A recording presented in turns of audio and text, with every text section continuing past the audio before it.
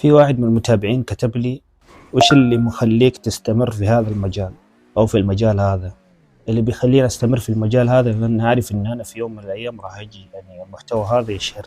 عشان كذا يعني أنا مستمر يعني في المحتوى هذا، لأن عارف إنه أنا يعني تقريبا يعني قناتي هذه قبل 4 سنين تقريبا، يعني أنا بادي فيها، وأكثر الناس اللي عندي يعني جدد، يعني اللي عندي القدامى يعني تقريبا 300 400 يعني القدام، فالجدد أكثر من القدام، فما يعرفوا القناة يعني مداخلين يعني على أساس إنه بس يعني جراند يعني شيء، يعني ما يعرف إنه أنا بديت يعني من قبل 4 سنين وأنا بقدم محتوى جراند. فإيش الشيء اللي بيخليني مستمر؟ لأن أنا أعرف إنه في يوم من الأيام المحتوى هذا راح يجي يشهرني، علشان كذا يعني أنا مستمر. إيش اللي بيخليك طب واثق زي كذا؟ راح بقول لكم يعني شيء يا عيال. أنا عندي قناة، يعني القناة موجودة إلى الآن، مجنون لوبي 2 اسمها.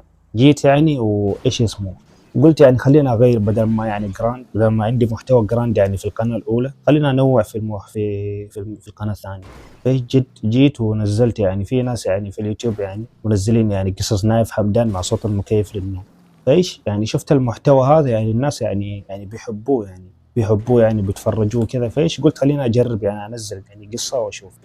قلت خليني يعني انزل يعني زي اللي بينزلوا في اليوتيوب يعني القصص، يعني قلت خليني انزل يعني قصه نايف حمدان، مع اني ما كنت اعرفه يعني ما نهائيا انا ما كنت اعرفه يعني.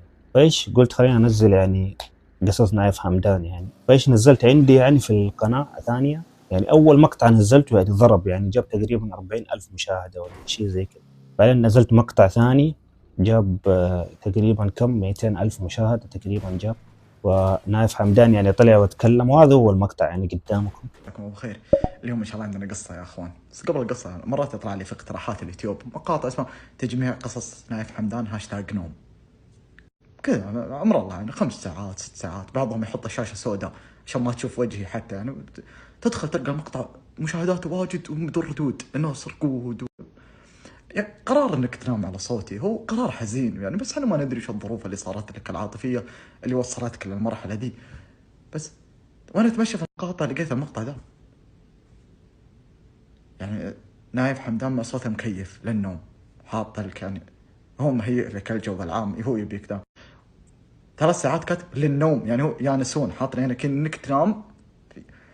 احس انك انا هل اني سكت على اللي قاعد تصير في البدايه، فوصلنا التصعيد ذا تحتاجون اضافات عشان يعني ما ادري يا اخوان. فأنا يا عيال مو قصدي يعني إن أنا أسيء لنايف حمدان، بس يعني بوريك يعني فكرة، يعني شخص يعني أنا ما كنت أعرفه نهائيا يعني، ونشرني في السناب، مع إنه في مقاطع كثيرة يعني في ناس غير يعني منزلين يعني قصص نايف حمدان، بس يعني هو اختار يعني الفيديو ذا حقي ونشره. فهذا هو الشيء يعني اللي بيخليني يعني واثق يا عيال إنه يعني المحتوى هذا حق جراند راح يخليني مشهور في يوم من الأيام. يعني زي ما نايف حمدان نشرني يعني وأنا ما كنت أعرفه نهائيا، أقدر إني أشتهر بمحتوى جراند هذا. فهذا هو الشيء اللي بيخليني يعني أستمر إلى الآن.